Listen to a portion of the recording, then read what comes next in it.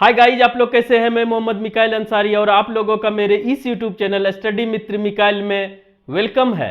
दोस्तों, जैसा कि हम लोगों ने शुरू किया है how to translate into English, जो कि ट्रांसलेशन की बहुत ही अच्छी बुक है और जो हमें हिंदी से इंग्लिश में ट्रांसलेट करने सिखाती है। और दोस्तों, यह बुक आर.पी. सिन्हा के द्वारा लिखी गई है और अभी जो हमारा चल रहा है चैप्टर नंबर 26, जिसका टॉपिक है कंडीशन और उसका रिजल्ट।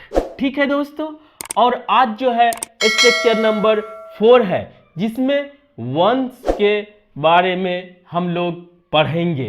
तो ठीक है दोस्तों, जैसा कि आप जानते हैं इस बुक का पैटर्न होता है कि पहले हिंदी वाक्य देते हैं, उसके बाद स्ट्रक्चर, और उस स्ट्रक्चर पे बेस्ड उसको ट्रांसलेट करके बताते हैं, फिर कुछ एग्जाम्पल्स और एक्सरसाइज देते हैं। ठीक है दोस्तों, और हम आपके साथ ये करते हैं, उस स्ट्रक्चर को एक्सप्लेन करते हैं, डिस्कस करते हैं और आपके लिए आसान बनाते हैं, और साथ ही साथ इसमें जो भी एक्स्ट्रा कंसेप्ट्स यूज होता है उसे भी एक्सप्लेन करते हैं, डिस्कस करते हैं और आपको इजीएस्ट फॉर्म में देते हैं, ताकि आप आसानी से इसे बना सके, समझ सके और अपने इंग्लिश लैंग्वेज को इम्प्रूव कर सके। दोस्तों, ये एक ट्रांसलेशन की बुक ना माने कि ये हिंदी से इंग्लिश में ट्रांसलेट करने सिखाता है। ये एक कंप्लीट बुक है दोस्तों, जिसे पढ़ने से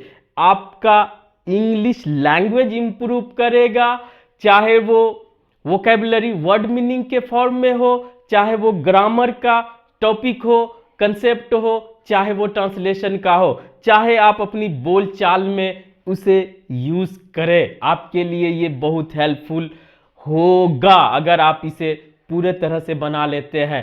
इसी वजह से हम दोस्तों इसको फर्स्ट चैप्टर से शुरू किए हैं, एक एक स्ट्रक्चर को, और यहां तक पहुंचे हैं दोस्तों।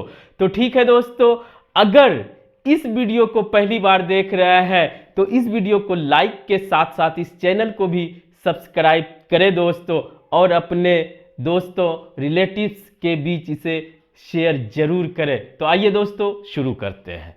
तो आज हम लोग सबसे पहले हिंदी वाक्य क्या है, तो इसमें हिंदी वाक्य है दोस्तों, यदि जो कंडीशन बताता है, यदि एक बार निर्णय करो तो उस पर डटे रहो।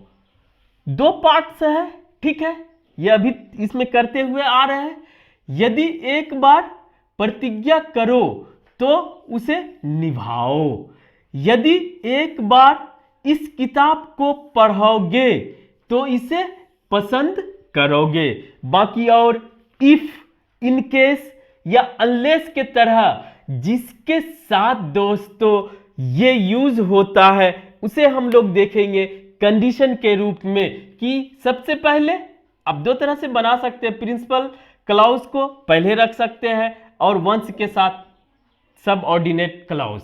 सबसे पहले यहां पे देखें वंस, वंस इसको यहां पे डिटेल में देखेंगे दोस्तों। पहले इसकी बात करते हैं, क्लाउज क्या होता है। तो क्लाउज आप जानते हैं, ये सिंपली समझे कि ये एक तरह का स्टेटमेंट ही है। अगर एक क्लाउज है सिर्फ तो वो एक सेंटेंस ही है। ये सेंटेंस के सभी कंडीशंस को फुलफिल करता है, लेकिन जब दो क्लाउज साथ में आ जाता है किसी भी कंजंक्शन के साथ, तो वहां पर एक हो जाता है जो विदाउट कंजंक्शन होता है, वो प्रिंसिपल क्लॉज या मेन क्लॉज या इंडिपेंडेंट क्लॉज। और जिसके साथ दोस्तों कुछ भी कंडीशन हो या कुछ भी लग जाए कंजंक्शन, वो कहलाता है सब ऑर्डिनेट क्लॉज या डिपेंडेंट क्लॉज। और ये क्लॉज जो है दोस्तों, ये इस पर डिपेंडेंट हो जाता है, ठीक है, और ये इंडिपेंडेंट हो जाता है। तो क्लॉज वहां पर ये कंप्लीट, जो अगर इसको बोला जाए तो ये स्टेटमेंट होता है, ये कंप्लीट सेंटेंस नहीं होता है, एक सेंटेंस का पार्ट होता है। क्लियर। अब आइए दोस्तों कि वंस का यूज करके कैसे, यदि एक बार का सेंस हम लोग देंगे। तो सबसे पहले वंस, जनरली वंस का अगर हिंदी सेंस आप देखेंगे तो वो एक बार ही होता है, जनरली सिर्फ एक बार। ठीक है, अब जिन पढ़े होंगे वंस अपॉन ए टाइम, एक बार की बात है, इस तरह से और बहुत कुछ। तो वंस का मतलब एक बार।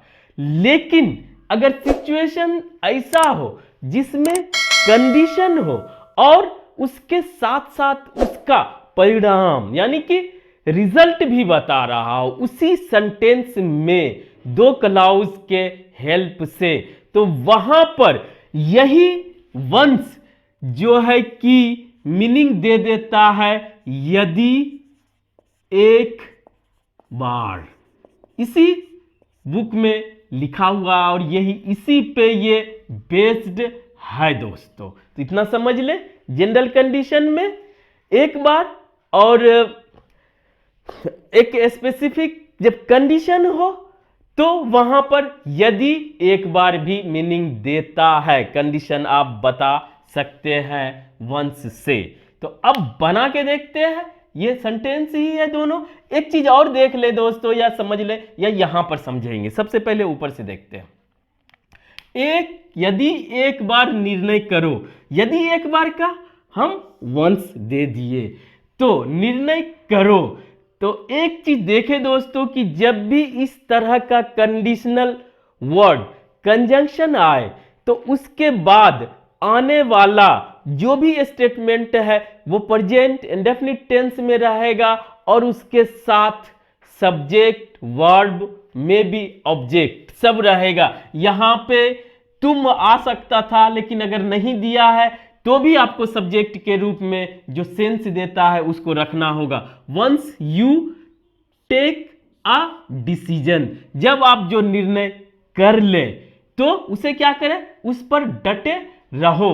ये किस तरह का स्टेटमेंट है, यहां पर सब्जेक्ट नहीं है, stick to it, you stick to it, तो आप डटे रहो। या दोस्तों यू नहीं दे तो इंपरेटिव सेंटेंस जो कि डायरेक्ट V1 से स्टार्ट होता है वो है, तो उसी को लगा दे। यहां पर आप फ्री हैं, क्लियर। अदरवाइज यहां पर आप सब्जेक्ट को हर हाल में देना पड़ेगा, चाहे सब्जेक्ट हिंदी में फीलिंग्स आ रहा हो नहीं आ रहा हो, उस फीलिंग्स के अकॉर्डिंग आपको सब्जेक्ट कोई ना कोई देना पड़ेगा और उसके अकॉर्डिंग ये वर्ब प्रेजेंट इंडेफिनिट टेंस में ही रहेगा, चाहे वो फीलिंग्स मीनिंग प्रेजेंट या फ्यूचर का क्यों नहीं दे रहा हो वो भी दिख जाएगा। क्लियर, पहला आप बना लेंगे।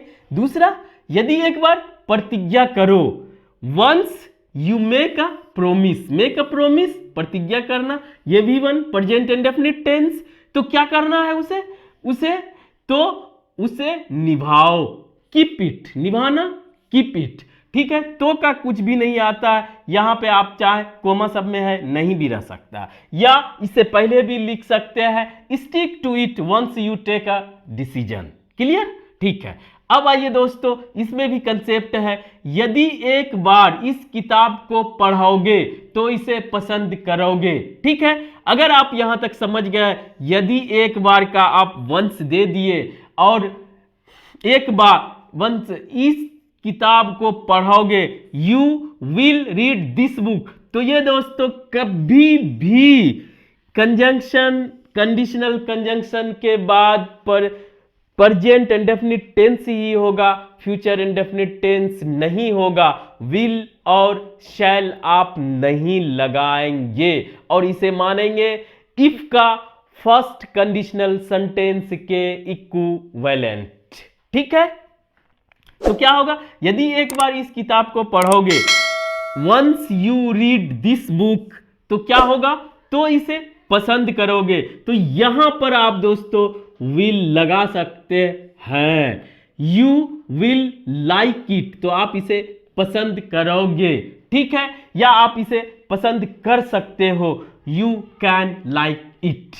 तो ठीक है दोस्तों, इस तरह से वंस का हम लोगों ने यूज देखा कैसे कंडीशनल सेंटेंस में इसे हम लोग यूज करेंगे। तो दोस्तों आज बस इतना ही। अगर यह वीडियो आपको अच्छा लगा हो और आप इससे कुछ सीखे हो, प्लीज इसे लाइक करें, सब्सक्राइब करें और अपने दोस्तों के बीच शेयर जरूर करें दोस्तों। Thank you for watching, have a nice day.